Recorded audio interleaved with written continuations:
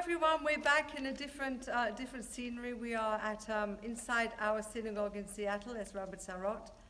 And before I begin my message, I would like to dedicate this video to our friend Helen Block in our synagogue community in San Francisco, who is having an operation this week.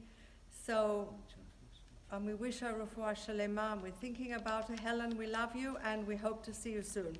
So, always consider your actions. 4 things you cannot recover: the stone after you threw it, the word after you said it, the occasion after you missed it, and the time after it's gone. So remember that, everyone, and here's the rabbi. Hello.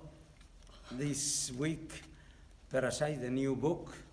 As we know, 5 books of the Torah, this is the 3rd one, Perashat Vayikra.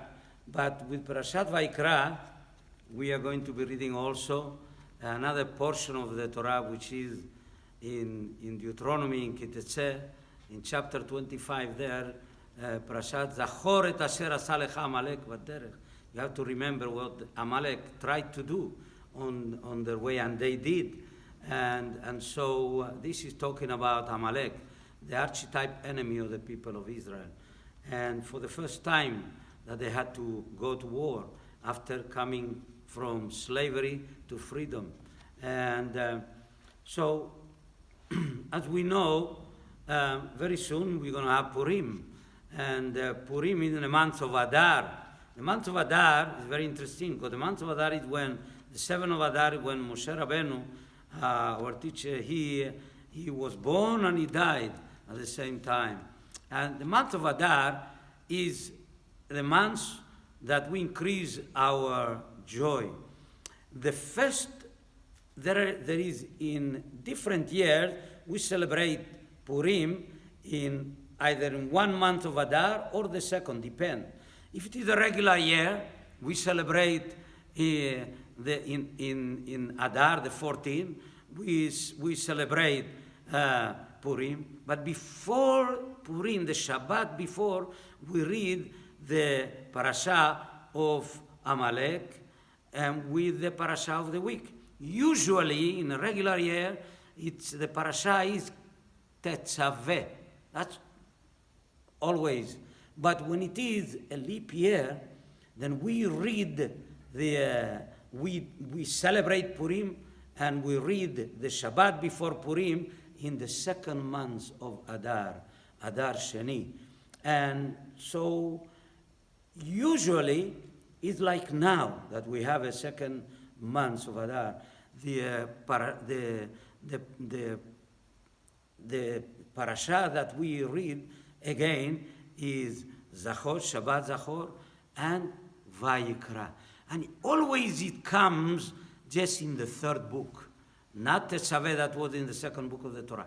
Always in the 2nd month of Adar comes Vayikra. Sometime the next parasha Tetzaveh, but most of the time is Vayikra. And there is no coincidence in anything, especially in the Torah, or when our rabbi institute things to be said. There is a connection between what we call the parasha Vayikra and also the parasha Zachor. You have to know there is a rule that our rabbis tell us. What happened just when you get into the ambience, in the atmosphere of Purim? Before that, we said, "Mishanichnas Adar marbim besimcha." As soon as the month of Adar comes in, you have to increase in joy. And it's very interesting to find that our rabbis tell us in Pirkei Avot, mitzvah goreret mitzvah, va'avera goret avera. If you do a mitzvah, a good deed, it will catapult you to do other good deeds. And if you do something that it is avera, something, a sin, something that is sinful or bad, then automatically it's going to lead you to do further, even worse thing. So that statement is not only in reference to a mitzvah, to a commandment, but it is even in the trait and that we have in ourselves.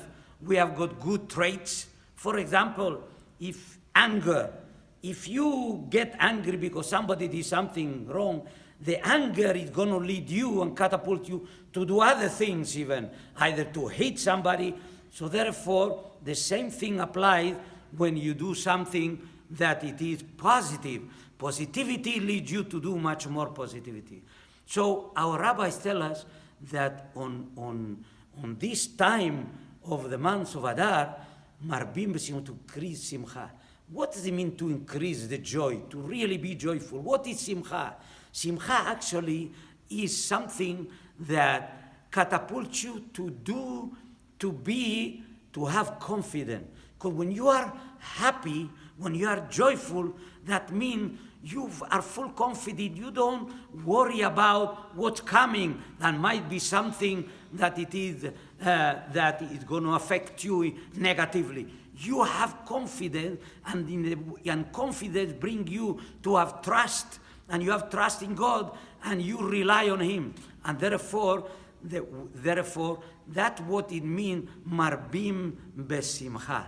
And the simcha is exactly what is written in the Torah. In the Torah it said, the worst thing that can bring to the Jewish people is a tachat asher lo avatem et Hashem elokecha besimcha utuv levad. It is, if you don't serve God with joy, that where all the calamities come. That means being joyful it's representative of being confident and having trust in HaKadosh Baruch Hu, trust in God. In fact, Amalek, what happened there, why they attacked the Jewish people? It says there, that Amalek met you on the way, and he did not fear God. Some interpret that did not fear God means Amalek did not fear God, but some say no.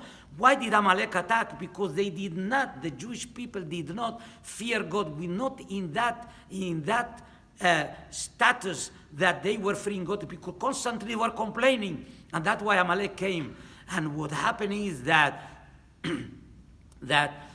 because they didn't have the fear of God, the confidence that they supposed to have, and to have trust in God, that's why Amalek attacked. The same thing in Purim.